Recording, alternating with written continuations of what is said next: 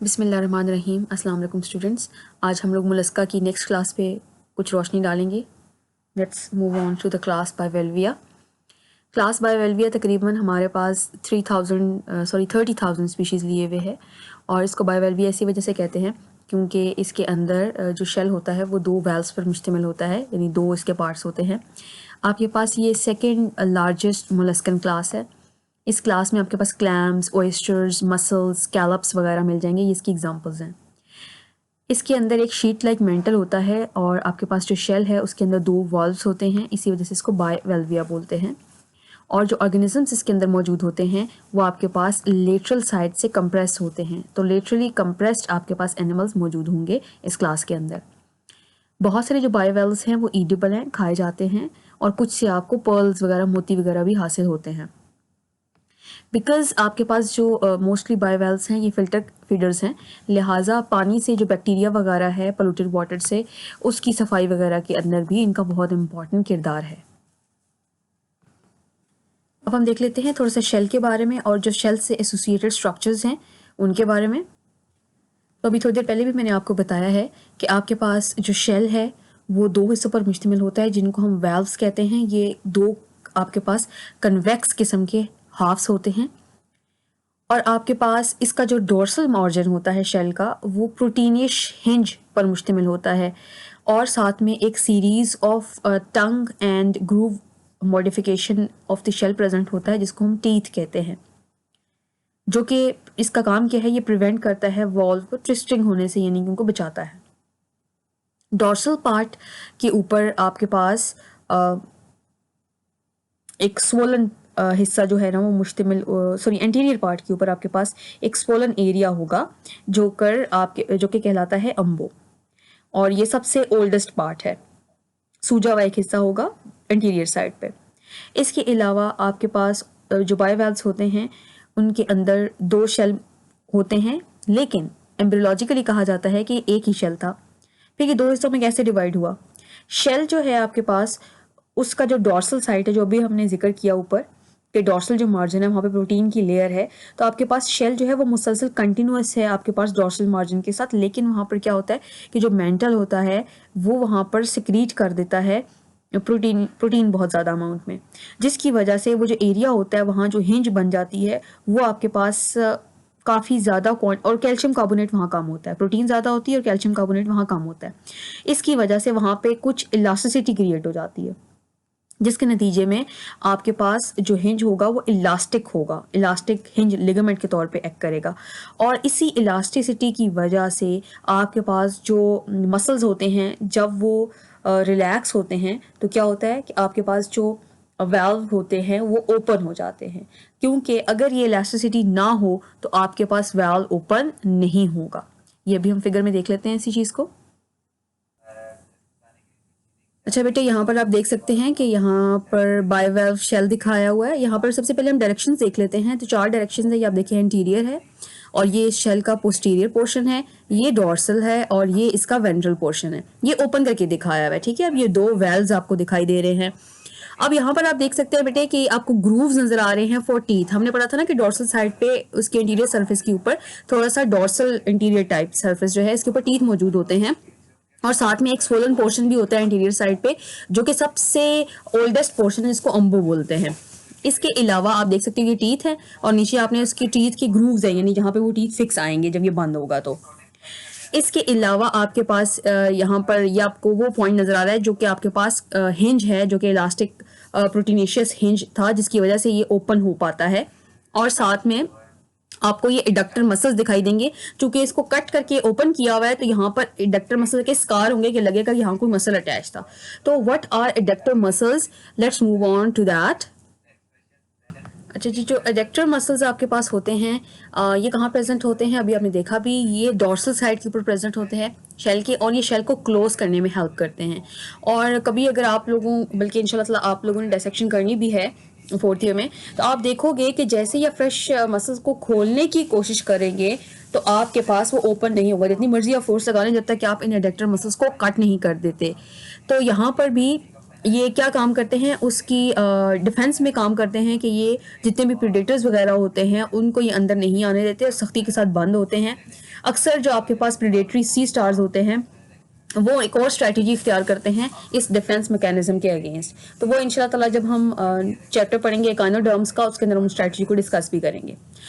Bivalve का जो mental होता है वो शेल के साथ अटैच होता है अडक्टर मसल के करीब, और जहाँ पे ये मार्जिन होता है ना शेल का, बिल्कुल इसके करीब वहाँ पर ये सारी चीज़ें अटैच हैं, मेंटल भी अटैच है।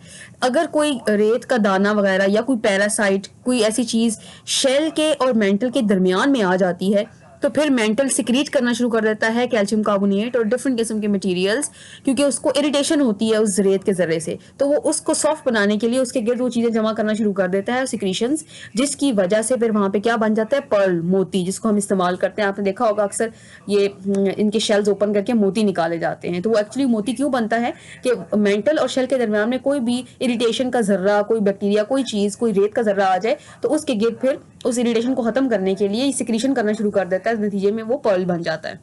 जो पैसिफिक ऑयस्टर है आपके पास, पिंकटैडा मार्गेरिटिफेरा एंड पिंकटैडा मर्टेंसी, ये जो है आपके पास हाईएस्ट क्वालिटी के जो है पर्ल्स वो बनाते हैं, तो इकोनॉमिक पॉइंट ऑफ व्यू से काफ़ी इंपॉर्टेंट है।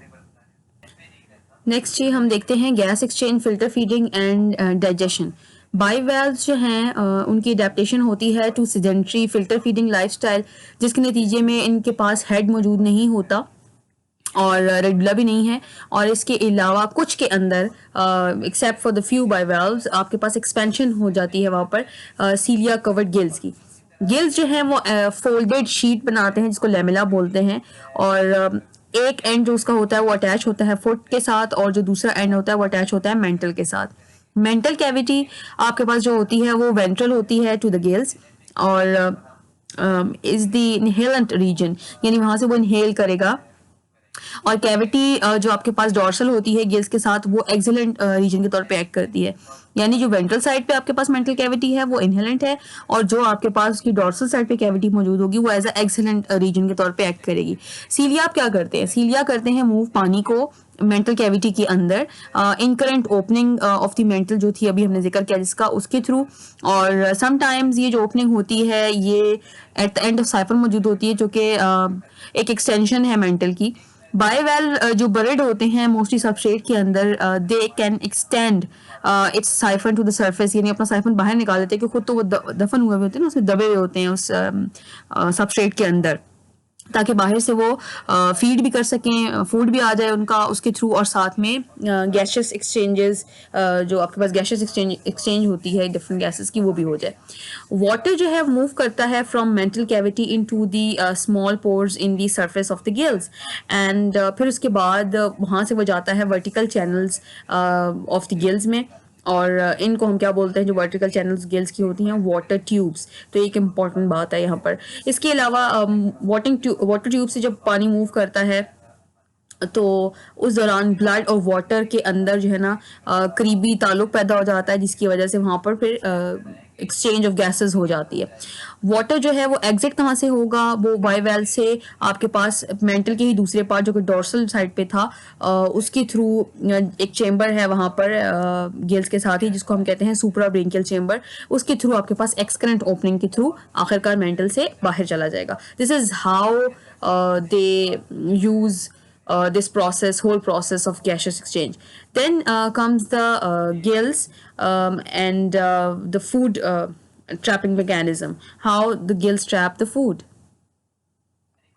अच्छा जी, गिल जो है आपके पास वो फूड पार्टिकल कैसे ट्रैप करते हैं, मोस्टली वो ट्रैप करते हैं और brought them to the mantle cavity तक लेके आते हैं। जोलॉजिस्ट का ख्याल था शुरू में कि जो सीलियरी एक्शन होता है वो रिस्पॉन्सिबल होता है फूड ट्रैपिंग के लिए, लेकिन जो अभी नई लेटेस्ट रिसर्च या स्टडी सामने आई है उसके अकॉर्डिंगली सीलिया और फूड पार्टिकल्स का कोई कांटेक्ट नहीं है।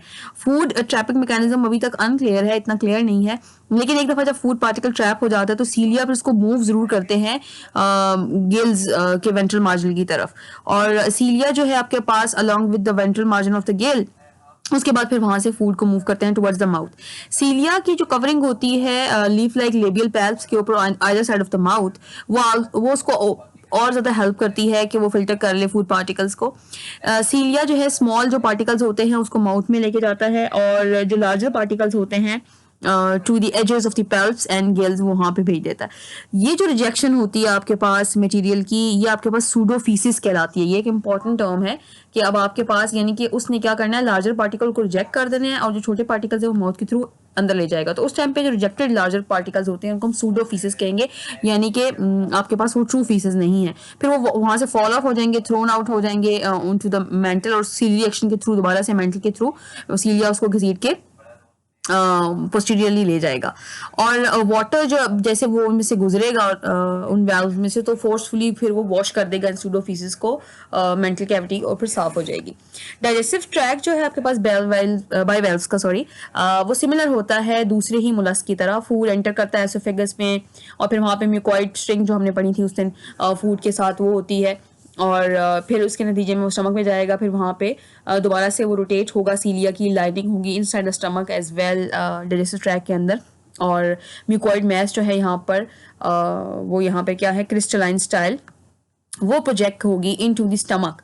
और उसके बाद एक डाइवर्टिकल सा होगा जिसको हम स्टाइल सैक कहते हैं। ये भी फिगर हम देखेंगे तो उसमें ये सारे आपको पोर्शंस बहुत अच्छे से क्लियर हो जाएंगे। एंजाइम्स जो होते हैं कार्बोहाइड्रेट और फैट डाइजेशन के, वो इनकॉर्पोरेटेड होते हैं इनटू द क्रिस्टलाइन स्टाइल।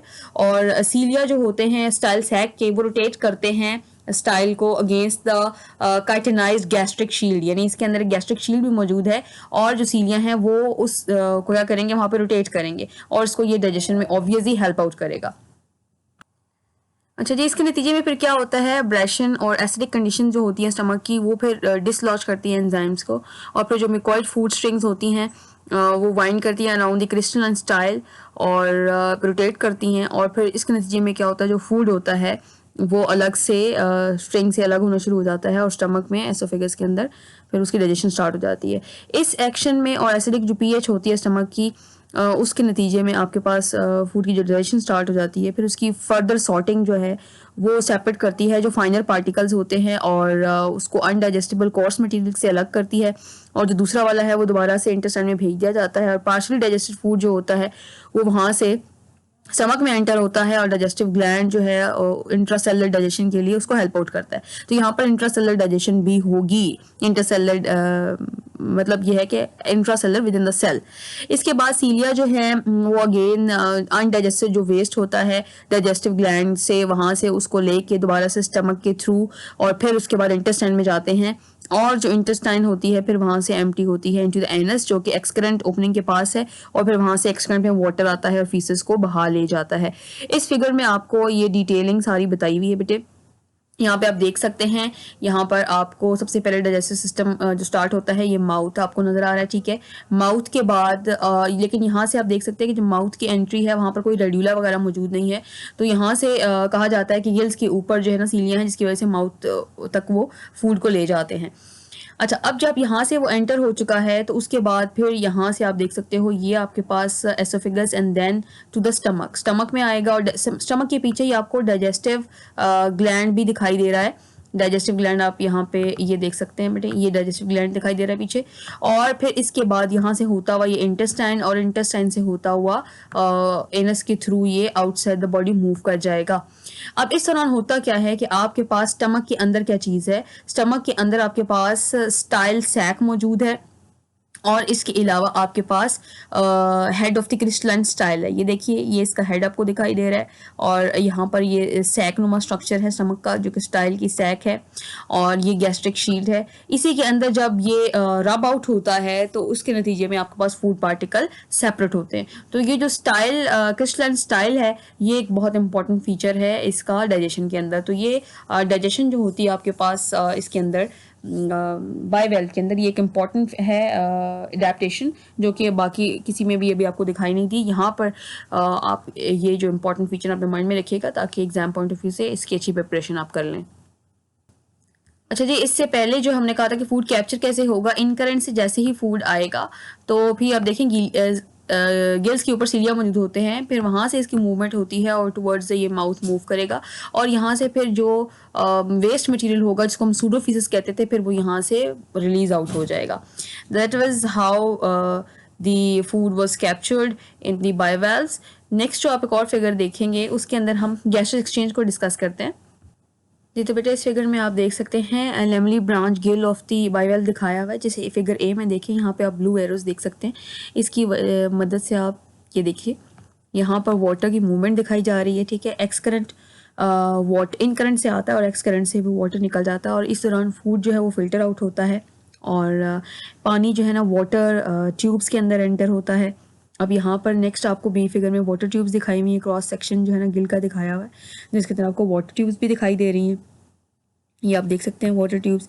और यहाँ पर जब पानी पास आउट होता है यहाँ पर, तो यहाँ पे ब्लड के साथ करीबी ताल्लुक में आ जाता है। ये सी फिगर में आपको ज़्यादा एलेबोरेशन में दिखाया हुआ है, ब्लैक एरोज में ब्लड दिखाया हुआ है और ब्लू में आपको वाटर दिखाया हुआ है। दोनों की जब क्लॉज प्रॉक्सिमिटी होती है तो यहाँ पर फिर वेस्ट और न्यूट्रिएंट्स एंड डिफरेंट गैसेस की एक्सचेंज हो जाती है। This is how gas exchange occur in bivalves. That was all for today. Thank you for watching. Take care. See you in the next lecture. Allah Hafiz.